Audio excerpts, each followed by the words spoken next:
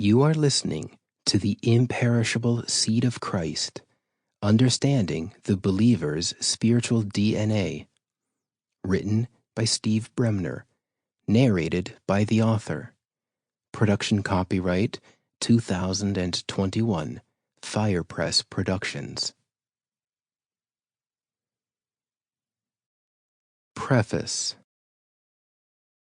I don't believe every book an author writes needs a preface, and this book certainly didn't have one when I initially published it on Amazon nearly a decade ago. But a lot has happened since then. I was at a different place in my ministry, business mindset, parenthood, and just personal growth in general when I first wrote the blog posts, mostly during the aughties, that would eventually be reworked and turned into this book. Having had 3 daughters by the time of writing this updated preface, seeing things that have happened with technology and the world-changing and society-altering effects of the global pandemic we're still currently living through, has led me to reread this book through a different lens than when I first wrote it. As I've gone forward in helping other authors write and launch their own books, I've become more aware of taking risks and releasing things that the author and I believe will actually sell, compared to releasing a book because they just need to get it out, whether people read it or not. You can write books that people want, or you can write books that people need, but it's not always the latter that sell. I knew even before releasing it that this book was in the latter just need to get it out category, and for that reason, I gave the book away free on Amazon for over 3 years. I didn't expect sales of it to overload my Amazon account before making the book permanently free, though. I had released it after releasing a couple of my well-performing books, one on healing and the other on faith, hoping that they would have generated enough following that people who liked those books would take a chance on this one as well. I thought and hoped, perhaps a little naively at the time, that word of mouth alone would spread about the imperishable seed of Christ from those who read it and realized how distinct it is from most other books out there, and certainly different from my other titles to date. But I didn't write it expecting a runaway bestseller. No, sir.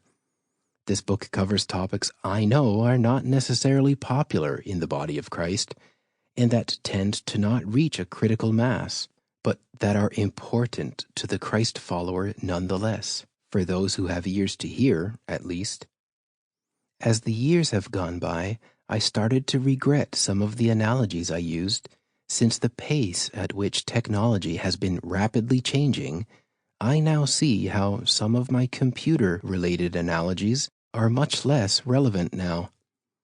Instead of rewriting them to use new and more evergreen examples, I have decided to leave them as they are, but re-edited things to talk about them more in the past. For example, many people now download music and podcasts directly to their smartphones over Wi-Fi, unlike was the case nearly 15 years ago, before the iPhone had even been released, and you had to plug in your device to a computer via USB to update your files. So this has been acknowledged in the updates to the text. I have not added any new content to this book other than perhaps hundreds of words from rewriting. There are no new extra chapters or bonus material, just this preface. One piece of feedback my friend and fellow author John Spencer gave in his review of this book a few years back was that he had read far longer books that were padded out and offered less insight than this one. This is what I was always aiming for. Just the goods, no fluff.